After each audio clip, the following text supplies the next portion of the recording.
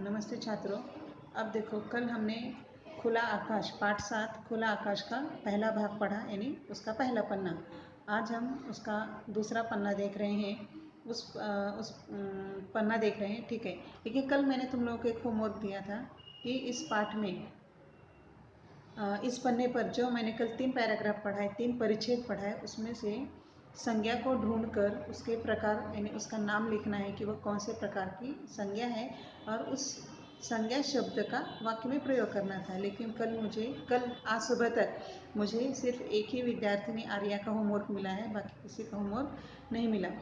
तो फिर से तुम लोगों को मैं कहती हूँ कि मुझे सभी का होमवर्क कंप्लीट होना चाहिए, अन्यथा फिर दूसरे वीडियो नहीं भेजे जाएंगे, आपका समय बर्बाद होगा। तो सबसे अच्छा है कि रोज़ का रोज़ होमवर्क कंप्लीट करके कम से कम दूसरे दिन सुबह 10 बजे तक मुझे होमवर्क मिल जाना चाहिए। अब देखो इसका अगला पन्ना, ठीक है। तो इसका जाने खुद को, ठीक है। लेखक ने पहले इस पाठ में बताया है कि हमें अपने आप से संवाद करना है, अपने आप से बातें करनी है। सबसे पहले हमें अपने आप को पहचानना है, उसके बाद हम दूसरों को पहचानेंगे। तो बिल्कुल लेखक कहते हैं, ठीक है, बिल्कुल चुपचाप बैठकर सिर्फ अपने बारे में सोचें। कोशिश करें कि दूसरे या सब कहीं भी उसमें आत्मचिंतन के बीच ना आए।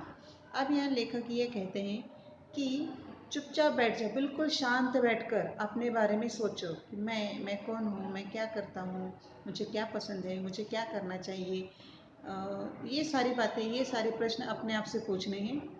अब ये सब करते समय, आत्मचिंतन करते समय, अपने बारे में सोचते समय हमें उसके बीच दूसरे या सब किसी को भी आत्मचिंतन के बीच अपने आप से बातें करते समय किसी को भी बीच में लाने की आवश्यकता नहीं है। इसमें 2 फायदे होंगे। एक तो हम अपने आप को जान सकेंगे कि हम स्वयं क्या है, जो दूसरों के बारे में जानने को दम्भ रहते हैं। तो इसका सबसे पहले एक फ़ायदा ये होगा कि हम अपने आप को ये फ़ायदा हुआ कि हम अपने आप को जान सकेंगे कि हम स्वयं क्या है, जो हमेशा दूसरे के बारे में जानने की उत्सुकता रखते हैं कि वह क्या है, कौन है, कैसा है। दूसरे हमारे उस हस्तक्षेप से दूसरों की रक्षा होगी, जिसके प्रतिरक्षण मौजूद रहते हैं। वे अपने बारे में ना तो संतुलित ढंग से सोच पाते हैं, ना सक्रिय हो पाते हैं। दूसरों की सोच समझ में भी उतना ही भरोसा रखें जिनमें हमें अपनी सोच समझ में आए। तो लेखक इसमें ये कहना चाहते हैं कि हम दूसरों के बारे में जानने के लिए उत्सुक रहते हैं, ठीक है। तो दूसरे हमारे उस हस्तक्षेप की रक्षा होगी, यानी हम यदि दूसरे के बारे में जानने की जब कोशिश करते हैं, उस समय उसका परिणाम क्या होगा कि हम दूसरों को हस्तक्षेप करना है, डिस्टर्ब करना। हम दूसरों के बीच में हस्तक्षेप करते हैं, उस हस्तक्षेप से उसकी रक्षा होगी या और कुछ होगा, जिसके प्रतिरक्षण मौजूद रहते हुए अपने बारे में ना संतुलित ढंग से सोच पाते हैं और ना सक्रिय हो पाते हैं। इसकी वजह से क्या होता है कि जब हम दूसरे को डिस्टर्ब करते हैं या कोई हमें दूसरा डिस्टर्ब करता है, ठीक है, हस्तक्षेप करता है, तो उस प्रतिक्षण उस क्षण में ना ही हम अपने बारे में सोच पाते हैं और ना ही दूसरे के बारे में। यानी जो भी व्यक्ति या जो भी विद्यार्थी या जो भी कोई भी हो, आम व्यक्ति, जब वह आत्मचिंतन करता है, तब उसे कोई दूसरा उसके बारे में हस्तक्षेप करता है, तो वह उसे उसकी रक्षा करता है या उसकी प्रतिरक्षा करता है। यानी वह हम जब दूसरे कोई आत्मचिंतन कर रहा है शांत बैठकर, और आप उसे जाकर अचानक बोलते हैं तो क्या कर रहा है, वो अचानक डिस्टर्ब हो जाता है और उसे समझ में नहीं आता कि कौन है, मैं क्या कर रहा था और मुझे क्या प्रश्न पूछा गया है, जिसकी वजह से वह डिस्टर्ब हो जाता है और वह अपने काम में संतुलन नहीं बना पाता है और ना ही वह फिर से उस काम को अच्छी तरह से, ना ही सक्रिय हो पाता है। यानी वह जिस काम को कर रहा था उस काम को ठीक से नहीं कर पाता है, ठीक है। उसके बाद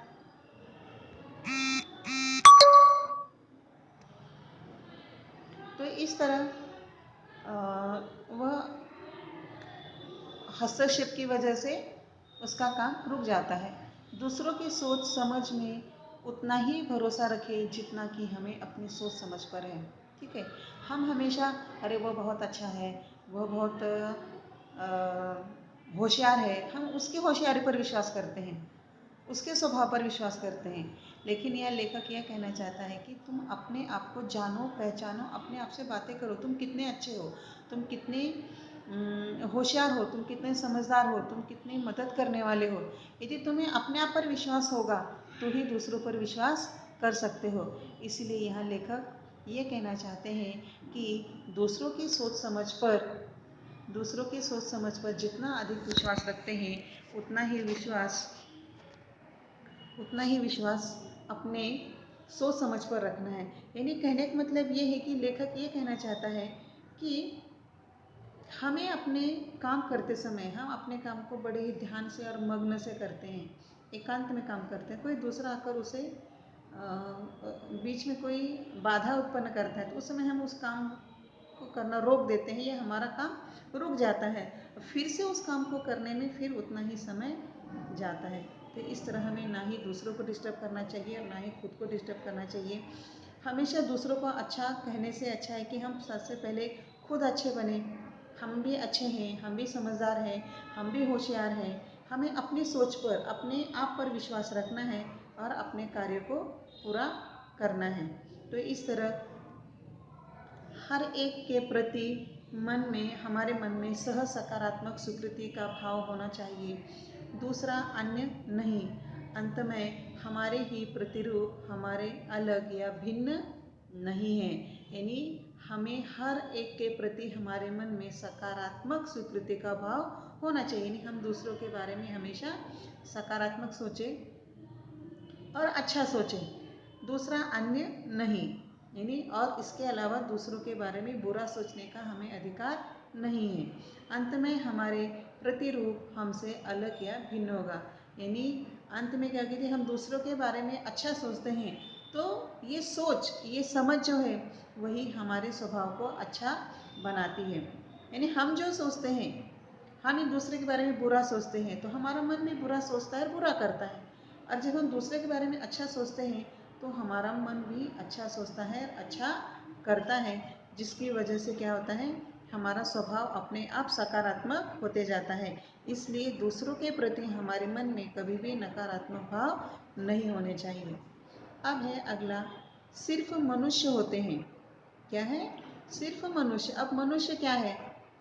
कुछ लोग सोचते होंगे कि आखिर यह क्यों होता है, कैसे होता है कि आदमियों में कुछ आदमी बाघ, भेड़िए, लकड़बग्घे, सांप, तेंदुए, बिच्छू, गोजर वगैरह की तरह होते हैं और कुछ आदमी गाय, बकरी, भीड़, तितली वगैरह की तरह होते हैं।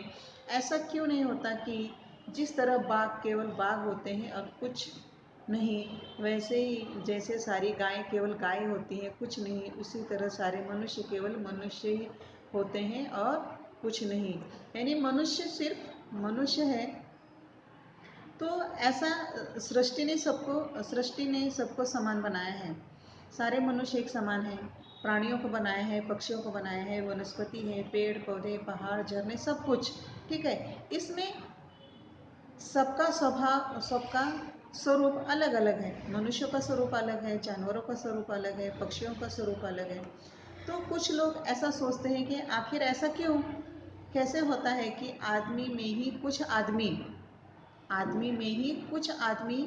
जानवरों की तरह होते हैं, जैसे बाघ, भेड़िया, लकड़बग्घा, सांप, तेंदुआ, बिच्छू। यानी जिस तरह जानवरों में अलग अलग प्रकार होते हैं, ठीक है, जानवरों में अलग अलग प्रकार होते हैं, वैसे ही मनुष्यों के भी स्वभाव में उस जानवर का स्वभाव नजर आता है। यानी मनुष्य के अंदर भी एक बाघ है, मनुष्य के अंदर भी एक भेड़िया है, लकड़बग्घा भी है, सांप भी है, तेंदुआ भी है, बिच्छू भी है, गोजर भी वगैरह की तरह होते हैं। नहीं, मनुष्य दिखने में तो एक समान है लेकिन उसका स्वभाव अलग अलग प्राणियों की तरह है, अलग अलग प्राणियों की तरह है। अब इसमें से कुछ आदमी गाय की तरह हैं, बकरे की तरह हैं, भेड़ की तरह हैं, तितली की तरह, इस तरह कुछ आदमियों का इस तरह का भी स्वभाव है, गाय की तरह, बकरी की तरह, भेड़ और तितली की तरह। तो ऐसा क्यों? मनुष्य एक समान है लेकिन उसके अंदर का जो स्वभाव है वह कुछ जानवरों के जैसे है, अलग अलग प्रकार के अलग अलग जानवरों के जैसे हैं, तो ऐसा क्यों नहीं कि केवल बाघ बाघ ही रहे, मनुष्य केवल मनुष्य रहे, या गाय केवल गाय। तो यहाँ मनुष्य एक ऐसा प्राणी है जो बुद्धि से सारे प्राणियों से ज़्यादा होशियार है, इसीलिए इस पृथ्वी पर सबसे होशियार प्राणी यानी मनुष्य है। और इसीलिए मनुष्य में सारे जानवरों के गुण हैं। तो कोई बाघ की तरह होता है, अपना अधिकार जमाता है, कोई भेड़िए की तरह चालाक होता है, कोई लकड़बग्घे की तरह चतुर होता है, लोमड़ी, सांप, तेंदुआ यानी चीता, बिच्छू मालूम है, गोजर यानी एक प्राणी का नाम है। तो इस तरह ये जानवर हैं, इनके इन जानवरों के स्वभाव भी अलग अलग है, लेकिन मनुष्य के अंदर इन जानवरों के अलग अलग मनुष्य के अंदर अलग अलग जानवरों का स्वभाव है, जिसकी वजह से समाज में असमानता है। कोई मतलब कोई होशियार होता है, कोई समझदार होता है, कोई झूठ बोलने वाला होता है, कोई लूटने वाला होता है, कोई धोखा देने वाले होते हैं, कोई झूठ बोलने वाले होते हैं, कोई ईमानदार होते हैं। तो इस तरह अलग अलग कोई किसी को मारकाट करने वाले होते हैं। तो हर एक का स्वभाव इस तरह, जिस तरह जानवर अलग अलग हैं और उनके अलग अलग स्वभाव हैं, लेकिन मनुष्य एक ही प्रकार का प्राणी है, लेकिन सारे जानवरों के स्वभाव इस मनुष्य के अंदर हैं। तो लेखक ये चाहता है कि जिस तरह बाघ केवल बाघ होता है, गाय जैसे गाय होती है, गाय गाय की तरह रहती है, वो बाघ की तरह नहीं होती, और बाघ बाघ की तरह रहता है, गाय की तरह वह शांत नहीं होता। वैसे मनुष्य केवल मनुष्य क्यों नहीं रहता, ऐसा लेखक का प्रश्न है कि वह मनुष्य एक समझदार, होशियार, शांत और एक शांत और सभी को अपने साथ लेकर चलने वाला प्राणी है। तो वह मनुष्य की तरह क्यों नहीं रहता, वह उसके अंदर जानवरों का स्वभाव क्यों है। फिर है अगला, लुका छिपाकर जीना। लुका छिपाकर जीना। तो मुझे जीवन को सहज और खुले ढंग से जीना पसंद है।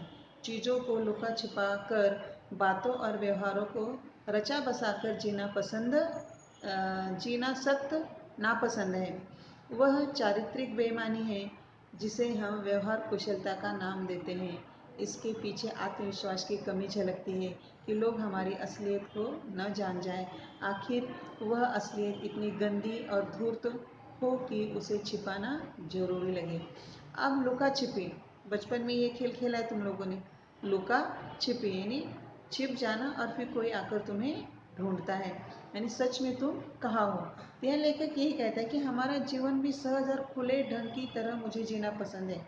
चीज़ों को लुका छिपाकर या दबाकर जीना उन्हें बिल्कुल भी पसंद नहीं है। तो लुका छिपाकर बातों और व्यवहारों को रचा बसाकर जीना पसंद नहीं है। कुछ लोगों का स्वभाव होता है कि वह असलियत को छिपाने के लिए अलग अलग बातें बनाते हैं, अलग अलग व्यवहार करते हैं, और उनकी बातें और उनका व्यवहार सिर्फ इसीलिए होता है, उनका व्यवहार, कि वह सच्चाई को छुपा सके। तो लेखक को ये बिल्कुल भी पसंद नहीं है। और जो व्यक्ति सच्चाई को छुपाने के लिए बातें बनाता है, गलत व्यवहार करता है, उसका चरित्र या उसके स्वभाव में बेईमानी आती है कि वह कुछ छुपाना चाहता है, जबकि सच कभी भी नहीं छुपता है। प्रकृति की कोई भी चीज़ छुपकर नहीं रहती है। वैसे ही जब हम किसी चीज़ को छुपाने जाते हैं तो झूठ बोलना पड़ता है, कुछ गलत व्यवहार करना पड़ता है। तो ये क्या है, उस चरित्र की, उस स्वभाव की बेईमानी है, जिसे हमारा समाज व्यवहार कुशलता का नाम देता है, कि वह व्यवहारिक दृष्टि से कितना कुशल है। तो इसके पीछे में आत्मविश्वास की कमी झलकती है। तो जो व्यक्ति सच को छिपाता है, तो उसका मतलब है कि उसने जो कुछ भी काम किया है वह गलत है, और अपनी गलती को छुपाने के लिए वह गलत व्यवहार करता है, और यही उसके आत्मविश्वास की कमी है। यदि उसे ऐसा लगता है कि मैंने जो कुछ भी किया है वह सही है, तो वह उस बात को कभी भी नहीं छुपाता है, और उसका आत्मविश्वास अधिक होता है, और वह अपनी असलियत को छुपाने के लिए न जाने कितने झूठ बोलता है और गलत व्यवहार करता है। आखिर यह असलियत इतनी गंदी और धूर्त क्यों हो कि उसे छुपाना पड़े, यानी हम ऐसा गलत काम ही क्यों करें, हम झूठ बोले क्यों जिसे हमें छुपाना पड़े, और कुछ भी छुप कर नहीं रहता है। जीने का अर्थ। अगला पन्ना है जीने का अर्थ। सॉरी अगला पन्ना, इसी पन्ने का आखिरी पैराग्राफ है। अब देखो ये बड़ा ही सुंदर है। जीने का अर्थ, इसका मतलब कवि क्या बताते हैं। बुढ़ापे का केवल यही अर्थ नहीं कि जीवन में कुछ कम वर्ष बचे हैं। बुढ़ापे का केवल एक ही अर्थ नहीं कि अब जीवन में कुछ दिन या कुछ वर्ष ही बचे हैं। यह तथ्य तो जीवन की किसी खंड पर भी लागू हो सकता है। यानी सिर्फ बुढ़ापे के बाद ही मृत्यु है ये निश्चित नहीं है। यानी यह जीवन कभी भी खंडित हो सकता है। बचपन से लेकर बुढ़ापे के बीच में कभी भी ये जीवन समाप्त हो सकता है। बचपन, यौवन, बुढ़ापा।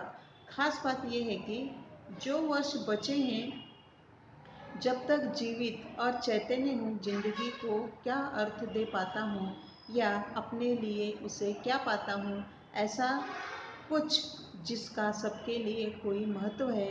लगभग इसी अर्थ में साहित्यिक चेष्टा और जीवन चेष्टा को अपने लिए अविभाज्य पाता हूँ। लेखक ये समझाना चाहता है कि जीवन जीने के लिए है। ईश्वर ने जो हमें ये सुंदर सा जीवन दिया है वो जीवन जीने के लिए है। बूढ़े हो गए इसका मतलब ये नहीं कि अब हमारे कुछ ही वर्ष, कुछ ही दिन हमारे जीवन के बचे हैं तो वो निराश होकर जीवन बिताएं। जीवन कभी भी समाप्त हो सकता है, तो इस बात को भूल जाए कि जीवन कभी भी समाप्त होता है।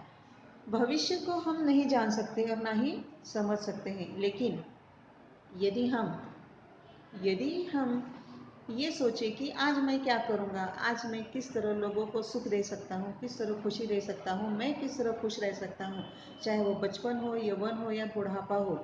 खास बात यह है कि जो भी वर्ष बचे हैं तब तक मैं जीवित रहूँ, चैतन्य यानी खुशी के साथ रहूँ, सबको जीवन देता रहूँ और जिंदगी का अर्थ समझता रहूँ, या अपने लिए उससे मैं क्या खुशी पाता हूँ, ऐसा कुछ सबके लिए कि जिसका कोई महत्व हो। यानी जीवन जियो आनंद के साथ, खुशी के साथ, त्याग के साथ, ना कि दुख के साथ। तो ऐसा कुछ सबके लिए कोई महत्व है। लगभग इसी अर्थ में मैं साहित्यिक चेष्टा और जीवन चेष्टा को अपने लिए अविभाज्य पाता हूँ। तो आखिरी की पंक्ति में लेखक ये कहना चाहते हो कि इसी अर्थ में ये समझाना चाहते हैं कि मेरा साहित्यिक जीवन यानी साहित्य और मेरा जीवन दोनों एक दूसरे से जुड़े हुए हैं, तो इन दोनों को मैं कभी भी अलग नहीं कर सकता। इन्हीं के साथ में खुश हूँ और इन्हीं के साथ में जीवित रह सकता हूँ, और यही मेरे जीवन का अर्थ है, और मैं इसे कभी भी अपने आप से अलग नहीं कर सकता। तो अब इसका अगला पन्ना कल होगा। अब इसका होमवर्क क्या है कि इस पन्ने में जितने भी सर्वनाम आए हैं, ठीक है, जितने भी नहीं, कम से कम 15 सर्वनाम को आपको ढूंढकर लिखना है। सर्वनाम के आगे उसका प्रकार लिखना है और फिर उस सर्वनाम का वाक्य में प्रयोग करना है। कल का होमवर्क जिसने नहीं भेजा है वह होमवर्क पूरा करके मुझे भेजेगा, और आज का भी होमवर्क मुझे कंप्लीट करके भेजना है। और कल मैं व्याकरण का भाग पढ़ाऊंगी, ठीक है। तो कल का मुद्दा होगा आपका पत्र लेखन, ठीक है, कि पत्र लेखन किस तरह किया जाता है। तो कल मैं आपको पत्र लेखन के बारे में बताऊंगी। तो आज का ये होमवर्क कंप्लीट करना है। तुम लोगों से एक बात पूछनी थी कि सब लोग अपनी रोज़ की निबंध की नोटबुक कंप्लीट करते हैं या नहीं करते। तो मुझे 15 अप्रैल से लेकर आज तक के रोज़ की जो होमवर्क आपने निबंध या कहानी, पत्र लेखन या विज्ञापन या वृत्तांत लेखन जो भी लिखा है, रोज़ का 2 भाग आपको लिखने हैं तारीख सहित। तारीख लिखकर रोज़ 2 लेखन विभाग आपको पूरे करने हैं और नोटबुक कंप्लीट करके अपने पास रखनी है। हिंदी की नोटबुक भी कंप्लीट करनी है और व्याकरण की। जितना अधिक आप लिखोगे उतनी अधिक आपकी प्रैक्टिस होगी। लेखन आप जल्दी से करेंगे, अक्षर भी सुंदर होगा और शुद्ध लेखन भी सुंदर होगा। तो आज का होमवर्क कंप्लीट करके मुझे उसके फ़ोटो भेजने हैं। धन्यवाद।